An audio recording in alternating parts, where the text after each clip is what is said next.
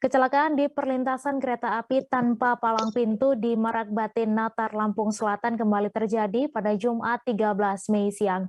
Kecelakaan ini melibatkan satu mobil Toyota Innova yang tertabrak kereta api. Beruntung, 6 orang yang berada di dalam mobil termasuk supir berhasil selamat.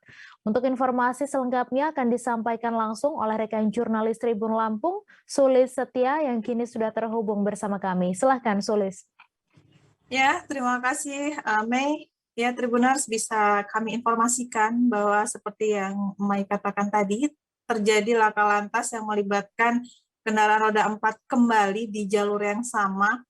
Ini sudah ketiga kalinya dalam 1 bulan terakhir, Tribuners. Dan bisa kami informasikan untuk laka lantas terbaru 2 hari lalu ini melibatkan Toyota Innova yang merupakan kendaraan travel dengan kereta api PLB 3041A di Jalan Merakbatin, Desa Negara Ratu, Kabupaten Lampung Selatan, tepatnya di Kecamatan Natar. Di lokasi ini telah terjadi kecelakaan serupa yang melibatkan roda 4 sebelumnya 1 minggu lalu dan juga 2 minggu sebelumnya, Tribuners. Ini terjadi selain karena mungkin kekurang-hatian dari pengendara, juga di titik ini sampai saat ini belum ada pelang perlintasan kereta api otomatis. Padahal ini merupakan salah satu akses yang sangat aktif karena di dalam jalan ini ada beberapa sekolah mulai dari sekolah dasar, sekolah menengah pertama hingga pondok pesantren. Dan ini gambar yang ditayangkan adalah sampel dari laka lantas yang kedua.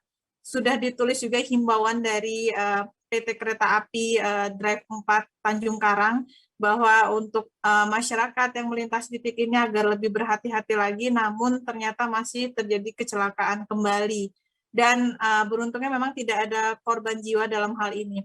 Namun ini turut menginisiasi masyarakat setempat ya, khususnya yang tinggal di dekat rel kereta api, untuk secara swadaya memasang pelang manual seperti yang terlihat di video. Itu hanya dipasang satu sisi, jadi sebenarnya masih kurang efektif karena harusnya pelang itu ada 2 di jalur masuk dan juga jalur keluar. Dari masyarakat sendiri harapannya ini bisa menjadi atensi khusus dari pihak-pihak terkait termasuk Dinas Perhubungan untuk lebih memperhatikan jalur ini, terutama memberikan pengamanan termasuk memasang pelang otomatis. Dan kami juga memiliki wawancara langsung dengan penjaga kereta sukarela yang juga merupakan warga sekitar Tribuners. Dan berikut laporannya. Sudah 1 minggu. Minggu inilah sudah berjalan seminggu. Karena kecelakaan yang kedua itu ya? Aslinya paling sekitar 4-5 hari. Baru 4-5 hari ini pasang sendiri karena menunggu informasinya belum ada gerakan. Terpaksa saya turunkan bambunya, saya pasang sendiri pribadi. Bapak namanya siapa, Pak? Bapak Agus Mutsalim. Agus Mutsalim. Ya. Rumahnya sekitar sini? Ini itu rumah. Ini rumahnya. Dekat rel. Kita nyaksiin terus ya kalau misal terjadi laka. Selalu khawatir. Hanya menegakkan sosial aja.